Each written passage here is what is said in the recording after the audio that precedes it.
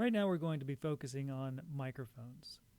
I'll be giving you a little introduction to about 3 different kinds of microphones, and we'll focus quite a bit on 2 of them, though 2 that are most likely to be ones that you'll run into working with media.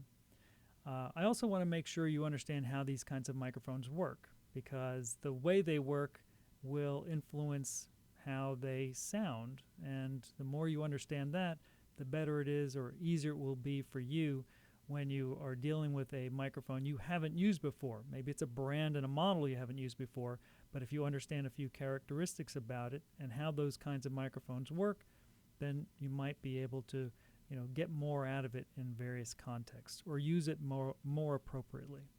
So that's one of the things that I want to accomplish with this particular video. We're going to switch over to the PowerPoint here and then get rolling. So there we have the quick overview, types of mics, and characteristics particularly of 2 microphones.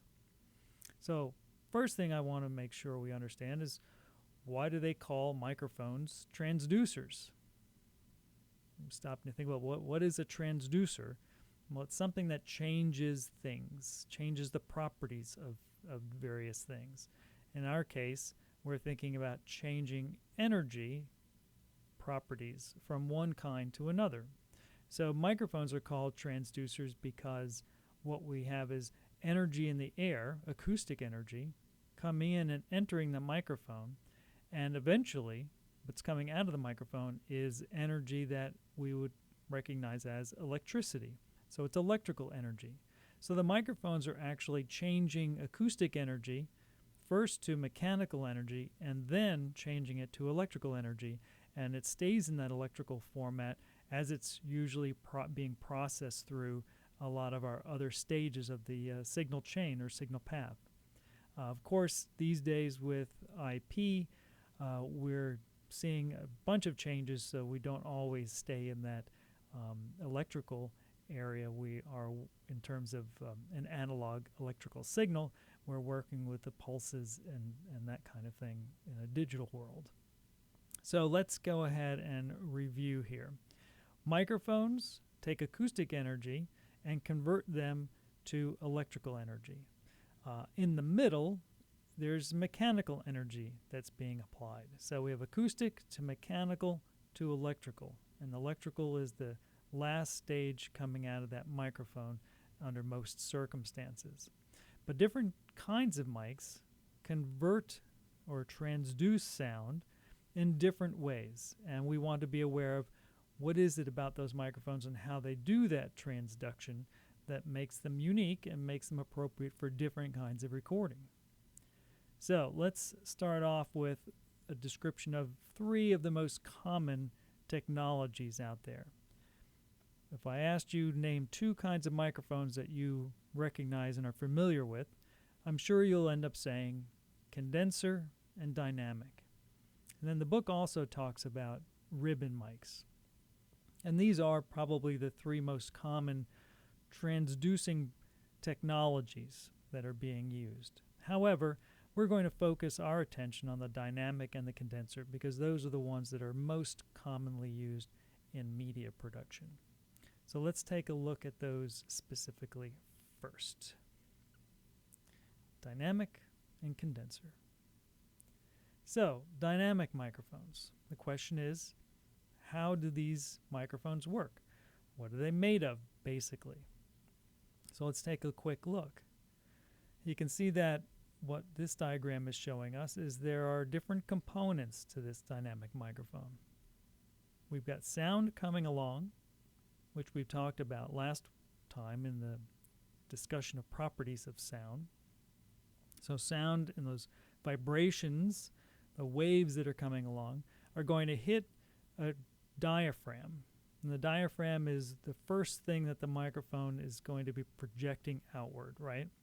Now, in a dynamic mic, the diaphragm is attached to a metal coil, a wire coil. And that coil is fit around a magnet.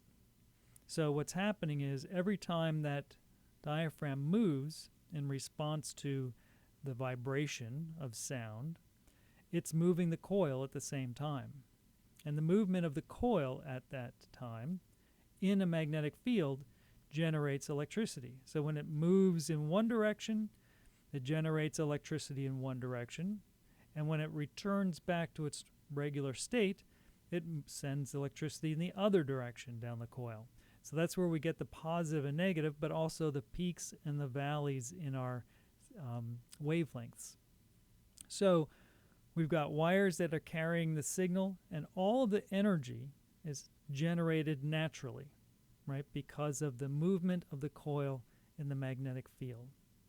So that means that mics that are dynamic mics are going to have some kinds of properties that relate to this particular design. So let's think about these a little bit and try to understand how the characteristics with the mic are related to the way in which the mic is constructed. So first thing off, we understand that we call these moving coil for the obvious reason. Dynamics have the coil that moves in a magnetic field. So sometimes they call them just moving coil microphones, which is much more direct, I would say. They're also very common and they're less expensive. They also happen to be quite rugged. That means we can use them in a lot of circumstances, high temperatures, low temperatures, high humidity, and we're not going to damage them as easily. We can drop them and find that they're not damaged as easily. We can have very, very loud sounds blaring at them, and they're not going to damage as easily as other kinds of mics. And the question would be, well, why might this be the case? Why would we think that? Well, if you quickly, I'm going to jump back here, go back to, oops, I went too far. We go back to this particular image, we can see that this diaphragm, which is probably the most sensitive aspect of the microphone, is being supported by the coil. So that means this is a very simple setup, has those essentially three parts, but two of them are moving together. The magnet stays stationary. So it's a very simple setup, and that coil helps provide some support for the diaphragm. So that means that it can be a little bit more rugged. It means it can handle a little higher pressure in terms of the amount of sound level or amplitude of the sounds that come to it. They're not as expensive. And when I say they handle high SPLs, that means they handle large sounds, loud sounds. And then they have a slower response to transients, though. And transients are changes in dynamics, very slow to very loud. And so these do not respond very quickly to those changes in the sound signal. And they have a low output level. Again, why would they be slow to respond to transients? Well, partially it's because we've got this diaphragm, and the diaphragm has a coil attached to it. So it's not going to be moving as easily as something where if it was just a diaphragm by itself. They have a low output level because, well, all of the electricity is generated naturally. It's the movement of the coil in that magnetic field. That's where the electricity is coming from. Now we know it's perfect analog to the acoustic energy that waves that are coming and hitting the diaphragm and causing it to move, but it's still a very, very low level, and so it needs to be boosted. So those are a couple of things, and we frequently hear people saying that dynamic mics aren't good with high frequencies. And I want to make sure people understand and make sure that you understand that that's not a great general statement to run with, okay? Important thing to understand is that dynamic mics can pick up really well into the upper mid-range and lower treble frequencies, but they are going to have trouble with the high treble frequencies, without a doubt. And the question is, why might that be the case? And to find the answer, we once again go back to that original idea of how it's made. So if we take a look at it and we see, well, what do we know about high frequencies? Their wavelengths are very, very fast, right? So we have peaks and valleys happening super fast. You know, for a 12,000 kilohertz tone, 12,000 hertz tone, we've got 12,000 wavelengths happening in a second. If we've got a coil attached to the diaphragm, what we're going to find is that the coil is going to make it a little less responsive. It's going to be harder to move back and forth that 12 or 15,000 times a second, right, to really capture that well. So that's built into this microphone. It's something that's going to be a little more problematic. Are we going to be noticing it a ton in some circumstances? We won't notice it at all. But it still can handle high frequencies. It's just that when we get up into that much higher range, it's going to be less accurate. And that's one of the reasons why people say, oh, dynamics aren't really good with high frequencies. I just want to make sure you understand that as a general statement, that's not really as appropriate as it could be. So let's go ahead and move forward. That's our dynamic mic. We have those characteristics. Now we have to think about condenser mics. So how do the condenser mics work is the question.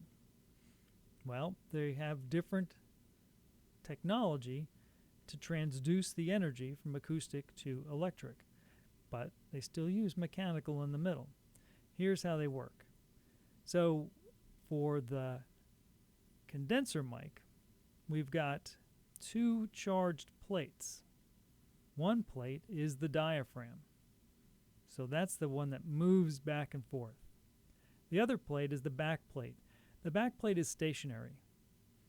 And what happens is we have a battery in place that sends a signal and makes sure that the plates are charged. And when the diaphragm moves closer to or farther away from the back plate, it's sending a signal. The change, the proximity, change in that position will send a signal that is analogous to the original analog signal that's coming through the acoustic environment, right? The acoustic energy. Of course, you need the battery there to supply the energy to the plates, and it's a pretty simple setup too. I mean, obviously, when these are broken down to make them look simpler, but this is the basic concept, right? So we can see there's quite a bit of difference between this and the dynamic. So let's think about the characteristics associated with the condenser microphone. First up, they're pretty common. You'll see them quite frequently, I'm sure.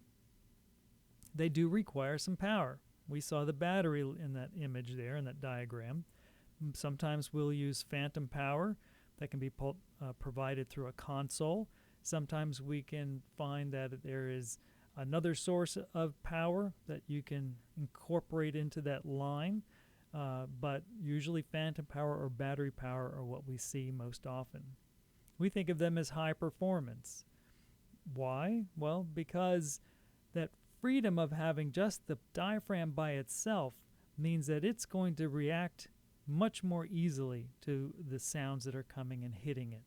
So we can move faster in relation to those vibrations that are in the air, and that means they're going to be more accurate in those upper mids and highs. And so we also think of them as having a flatter frequency response. By that, they're trying to convey the idea that what we put in is largely what we get out. So whatever the level is of the signal coming in is an appropriate level or equivalent level coming out in the